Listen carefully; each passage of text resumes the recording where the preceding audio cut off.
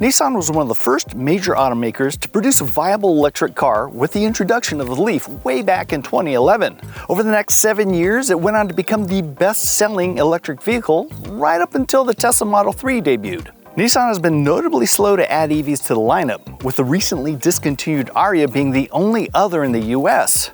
Thankfully, the Leaf has been evolving over the years, and this is the latest, the fully redesigned 2026 Nissan Leaf. Before we get into this review, do us a favor, hit those like and subscribe buttons below to get all of our latest content.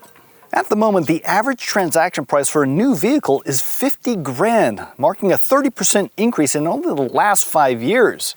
EVs aren't faring any better, with an average transaction price closer to $60,000. With the starting price of almost half of that, this third generation Leaf actually costs less than the original from 2011, making this all-new Leaf the most affordable EV on the market so far. In terms of styling, this 2026 Leaf has some elements of the Ariya in the front, with this blocked-off grille and these thin marker lights that frame the grille for an appealing and cohesive look. Personally, I think it's a huge improvement over the previous generation's odd proportions. From the side, it looks a bit more like a subcompact crossover than it did as a hatchback. In person, it appears larger, though in reality, it's about 3 inches shorter in length and only about a ½ inch taller in height. Helping to make the Leaf look smaller are these large black rocker panels at the bottom that give the illusion that it rides higher while also slimming down that visual heft. Without them, I feel like it'd look a lot heavier and minivan-like. This black roof is available on the mid and top trim and helps slim it down to a lesser degree. On the driver's side, we have one of these older J1772 Level 2 charge ports, but on the other side, it has the new Tesla-derived NACS ports for DC fast charging. It's only capable of rates as high as 150 kilowatts, which should be able to replenish the battery from 10 to 80% in about 35 minutes. That's not all that quick, but it's still a massive improvement over the last generation. Around back, I get some Toyota Prius vibes from this upper tail section, as well as some Nissan Z vibes with these rectangular taillights. Overall, I kind of like how this new Nissan Leaf looks, but what do you think? Let us know in the comments below. The Leaf is available with a choice of 2 powertrains. The forthcoming base S trim has a 52 kilowatt-hour battery pack that feeds a single motor on the front axle. It's good for 174 horsepower and 254 pound-feet of torque, but we don't have official range estimates yet. We should have them closer to the on-sale date in the spring, but if I were to place a bet, I'd guess it's in the 220-mile range. All other Leaf models get the Plus powertrain that upgrades to a 72 kilowatt-hour battery and a higher output of 214 horsepower and 261 pound-feet of torque. That should get this to 60 miles an hour in about 7 seconds. The S Plus trim is the range leader with a 303-mile estimate. The mid-range SV Plus is rated at 288 miles, and this top Platinum Plus trim should return 259 miles on a single charge. Again, these are big improvements over the previous generation's 212-mile range and the original Leaf's measly 73 miles. How does this all come together on the road? Let's find out. Now, if you're new to EVs, there's a good chance that this Leaf will feel pretty peppy to you. Like most EVs, the power delivery is instantaneous rather than an internal combustion engine that has to rev up. But if you're kind of acquainted with EVs, it's not particularly quick. 7 seconds is maybe 1 or 2 seconds slower than some of its best rivals. That said, it's more than adequate for the vast majority of drivers.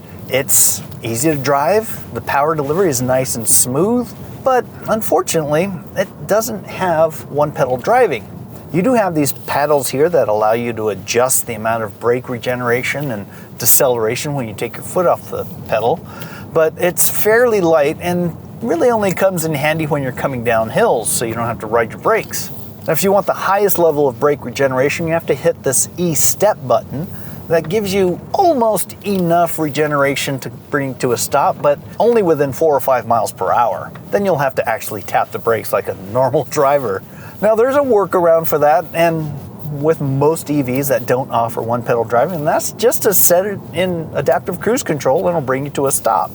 Now, one thing that kind of irked me initially was it doesn't creep forward when you let go of the brake pedal.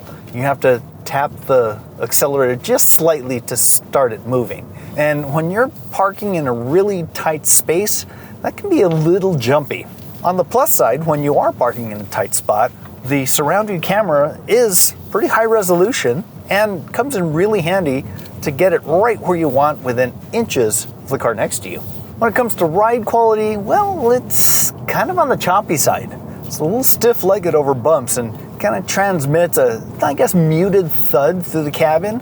I would definitely prefer a little bit of a softer ride, especially since that stiffness doesn't really translate to any better handling. Handling-wise, it's okay. The low center of gravity, thanks to the battery being in the floor, helps things a lot, but this isn't a sporty car. It doesn't pretend to be. But it is easy to drive, and it is composed on this curvy road. It is a little loud, especially going over these bumps with those thuds, and on coarser asphalt, the road noise can be a little intrusive. Otherwise, the road noise is just sort of always there, but very easy to drown out with the radio. Visibility is about what you'd expect from any subcompact SUV. Not great. It's a thin little strip that I'm looking through out the back, but at least out the front and to the sides, it's pretty much unimpeded. Speaking of the view out the front, another nitpick I have is the material you use for the dash topper. It's a hard plastic that's semi-glossy, and it creates quite a bit of glare when you're driving into the sun. Overall, there's really nothing that stands out to me good or bad about the way the Leaf drives. It just kind of does what it should do. There's no surprises, and that's kind of a good thing. But that's not all there is about this Leaf, so let's pull over and chat about the interior. The Leaf's interior is sort of like a lot of other EVs. It's kind of stark and plain and makes use of a lot of recycled materials. But not all of them, I think, are quite up to the standard of other EVs. Especially on this door panel here and this kind of dash trim here. I kind of get what they were going for with these textile surfaces, but there's something about it that just kind of strikes me in an odd way. To me, it almost looks like the padding that should be underneath a covering, like this pleather. And honestly, it looks just a little too similar to that wheel liner that you're never supposed to see inside the wheel well. In the end, I'm sure I'll get used to it, but these little specks just don't look, I guess deliberate enough to make a pattern. But again, that's a nitpick. Otherwise, I kind of like this whole dashboard. These are the 14.3-inch displays for the driver's instrument panel as well as the infotainment touchscreen.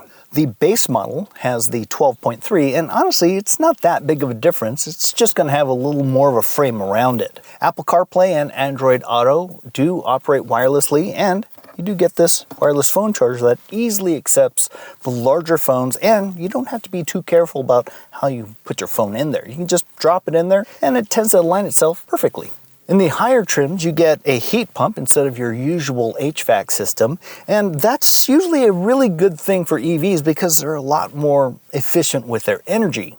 I've found, though, on some of the colder mornings, it takes a while for it to warm up. So I would suggest if you live in colder climates, maybe make use of the My Nissan app to precondition the interior. This infotainment system uses the Google built-in software, and for the most part, it works really well. The graphics are sharp, the responses are quick, and while you're not getting a lot of the bells and whistles, I prefer usability over all of that stuff.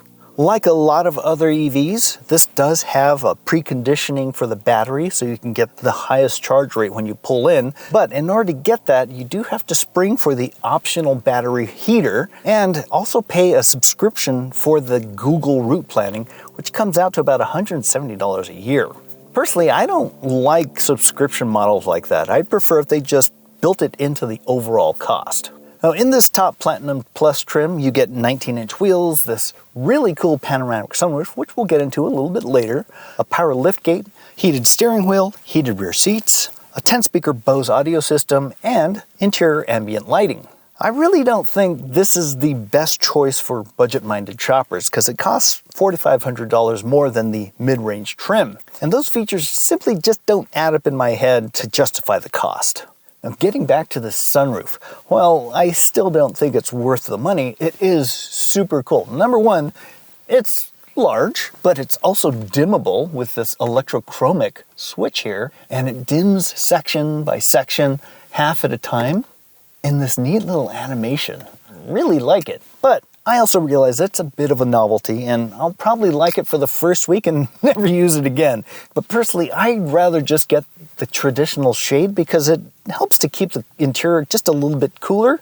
And yeah, this isn't all that efficient in hot weather, especially if you're an EV. The seats in this have a synthetic leather covering, and I gotta be honest, it's not all that hot today, but they do feel a little stifling. I might consider going for the base trim with the cloth seats instead. When it comes to storage, well, it's pretty decent. You have a medium-sized bin here. I really like the positioning of this wireless phone charger. Pretty large cup holders, and a little slot here as well. The floor is relatively flat in front of you, but you really don't want to be putting your purse or a bag there because there's always a chance it can roll under a pedal and keep you from coming to a stop. As far as the door pockets go, they're actually pretty decently sized too. They'll hold some of the medium and maybe slightly larger water flasks. I think design-wise and usability-wise, it's a very functional cockpit, but it is just a little drab. Dark gray tones, black. It's just a little lifeless for my taste. One of the few limiting factors for this new Leaf is rear passenger space. I'm 5'10", sitting behind the driver's seat, which is set for me, and I have enough headroom, but that comes because they mounted the seat just a little bit too low, which kind of leaves my thighs unsupported, and there's also no space under the front seat for my feet, which kind of puts me in this quasi-squat position, which isn't all that great. I think for a short trip across town it's fine, but for a long road trip, I wouldn't want to be back here, unless I was much shorter. Now, we do have similar materials back here. Here in the center, we have those heated seat controls, 2 USB-C ports, and a household power outlet. Here in the center, we have a nice padded armrest with moderately sized cup holders. I will say that this large sunroof does open things up a bit back here and makes it feel a little airier than it would without.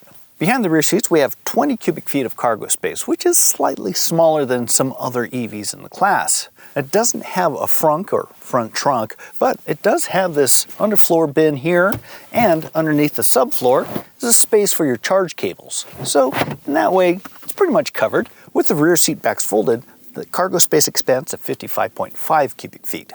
There's also a secondary household power outlet right there in the trunk. In this top trim, we also have this power liftgate. Prices for the Plus model Nissan Leafs start around $31,000 for the S Plus, about $35,000 for the SV Plus, while this Platinum Plus will ring in just above $40,000. We don't have pricing yet for that very base model Leaf S, but I'm guessing it'll probably come in right around $28,000. By comparison, the Hyundai Kona Electric rings in just above $34,000 and should get you about 261 miles maximum range. The Chevy Equinox EV rings in just around 35 grand and returns 319 miles. There's also the Hyundai Ioniq 5 and Tesla Model 3, which are between $36,000 and $38,000. Now on the horizon, we do have that little mini truck from Slate that they're proposing will cost around $27,000, while the forthcoming 2027 Chevy Bolt will cost just under 29 grand and give you about 255 miles of range. If you're thinking about finally making that leap to EVs, there are some additional figures to account for. Comparing the Leaf S Plus trim to the similarly sized Nissan Kicks, it costs about $7,500 more, but you'll save an average of $800 in fuel costs annually. That computes out to over 9 years or so to recoup the EV cost premium. But if you drive more miles and charge off peak, you could significantly reduce that break-even time. In virtually every way, this 2026 Nissan Leaf is a huge leap forward for the model. As the most affordable EV on the market, it doesn't really sacrifice all that much in terms of comfort, interior quality, or tech. With this in mind, I think it's a smart choice for a majority of drivers. But that begs the question, would you go for the Leaf? If so, which trim?